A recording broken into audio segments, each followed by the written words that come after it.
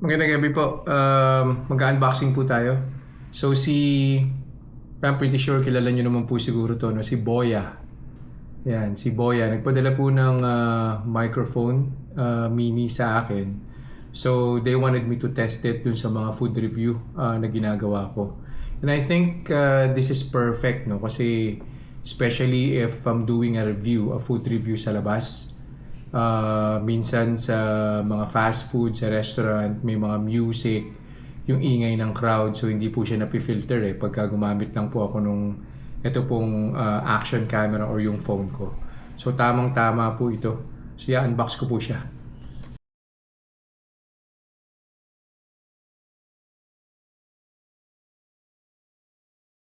Meron siyang kasamang charger, cable.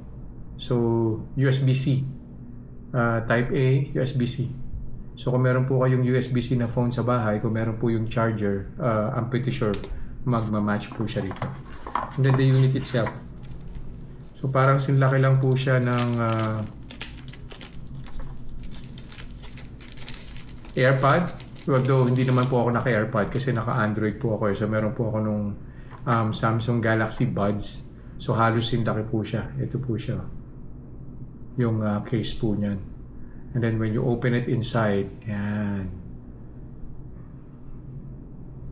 So nandito po lahat siya. Dalawang microphone po ito. And then yung mismong receiver na Type-C. Yan. Type-C po yan. So ito po ina-attach sa phone. Basta Type-C po yung connector. Pwede po siyang i-attach sa phone, sa camera. Yan. So ito po yung mismong receiver. Tapos ito po yung microphone. Dalawang microphone po siya. Yan, ang cute. Dalawang pirasong microphone. Tapos meron po siyang clip. So i-attach nyo po siya. Pwede nyo po siyang i-attach sa shirt. Like this.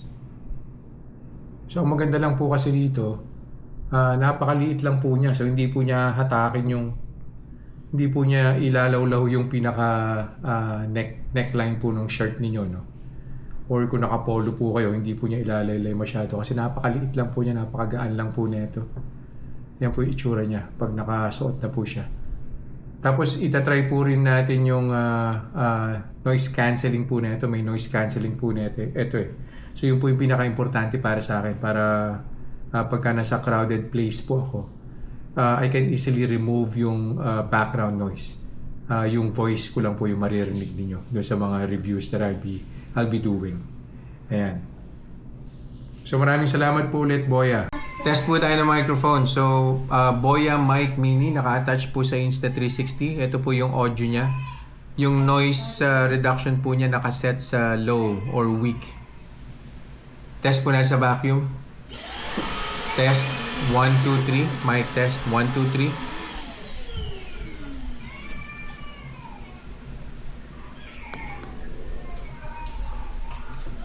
Ito naman po yung audio ng Boya Mic Mini na naka-attach po sa Insta360.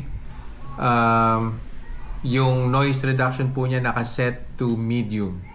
So test po natin siya sa vacuum. Test 1, 2, 3. Mic test 1, 2, 3.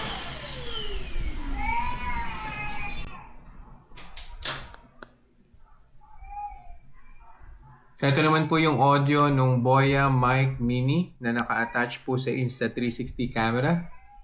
Currently, yung noise reduction nakaset po to high or strong. Test po natin sa vacuum cleaner. Test 1, 2, 3. Mic test 1, 2,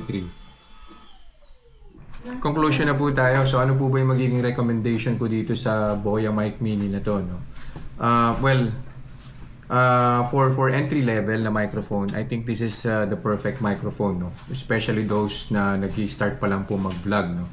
So napakamura po niya kung mag-invest po kayo sa microphone, ayaw niyo po munang gumastos ng medyo malaki, no? So ito po, perfect po ito. Isang receiver, tapos meron na po siyang dalawang microphone. So kung mag-i-interview po kayo ng someone, So meron na rin po siyang microphone. So hindi lang po isang microphone yung gagamitin ninyo. Very easy to use. Wala na po masyadong komplikadong app. May mga buttons lang po na kasama doon sa microphone and sa receiver. You just need to understand kung paano po siya gumagana. Napaka-lightweight po niya. Napakaganda po na itong carrying case na po ito. No? So, and this extends the number of hours na po pwede nyo gamitin si microphone. As far as I can remember, 30 hours po ito. Yung mismong receiver naman po, it's powered by the device. So pag in-attach nyo po sa phone or sa camera, doon po siya kumukuha ng power. So wala pong problema doon. In terms of noise reduction, gumagana naman po yung noise reduction niya. Pero of course, you do not expect na talagang totally 100% i-eliminate po niya yung background noise. No? So meron at meron pa rin po.